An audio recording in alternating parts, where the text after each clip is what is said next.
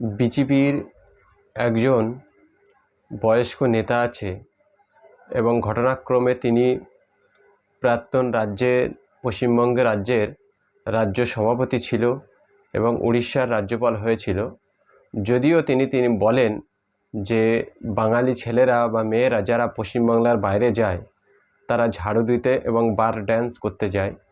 নিশ্চয়ই বিজেপির ওই বয়স্ক নেতা তিনি বাঙালি হিসেবে বাইরে গেছিলেন ঝাড়ু দেওয়ার জন্য, না হলে তিনি বারে যে সমস্ত মেয়েরা ড্যান্স করার পরে যে নোংরা পড়ে সেগুলো তিনি পরিষ্কার করতে গেছিলেন। এখন গত দুদিন আগে তিনি একটি টুইট করেছেন। যদিও তিনি বাংলা পক্ষ বা মতুয়া একটি সমাজের ভয়ে ঘরে গুটিয়ে লুকিয়ে পড়েছিলেন, তিনি একটি টুইট করেছেন ইসলাম ধর্ম সম্পর্কে। অবশ্যই একটা কথা মনে রাখতে হবে, নিজের ধর্মের প্রতি যদি সহনশীল হওয়া যায় তাহলে নিঃসন্দেহে অপর ধর্মের প্রতিও শ্রদ্ধাশীল হওয়া যায় এবং নিজের ধর্ম যদি সঠিকভাবে মানা হয় তবে অন্য ধর্মটাকেও সঠিকভাবে মানা হবে।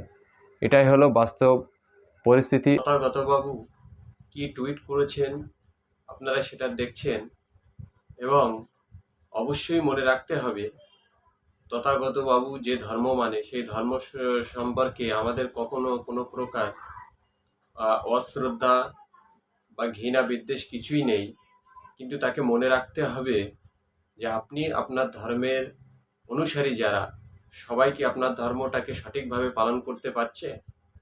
এই যে বাঙালির উৎসব দোল উৎসব চলছে, এই দোল উৎসবে মাতলামি করে সারাদিন মাল খেয়ে ভোম হয়ে ঘরে বসে থাকা কি আপনার ধর্ম অ্যাকসেপ্টেড করে? এছাড়াও সারা বছর যে মদ খাওয়া হয় সেই মদ খাওয়া কি আপনার ধর্ম অনুমতি দিয়েছে? আপনি কি কখনোই বলতে পারবেন আপনার ধর্মের বিরুদ্ধে এমন কথা?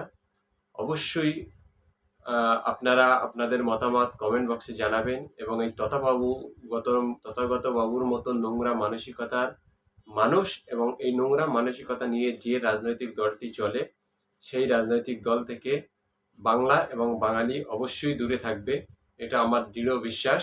কারণ এই দলটি এবং এই দল যারা করে তাদের মন মানসিকতা সদা সর্বদা বাঙালি বিদ্বেষ ছিল। সে রবীন্দ্রনাথ ঠাকুরের নোবেল পাওয়া থেকে শুরু করে আজ পর্যন্ত এরা বাংলা এবং বাঙালিকে বিরোধিতা করেই চলে আসছে।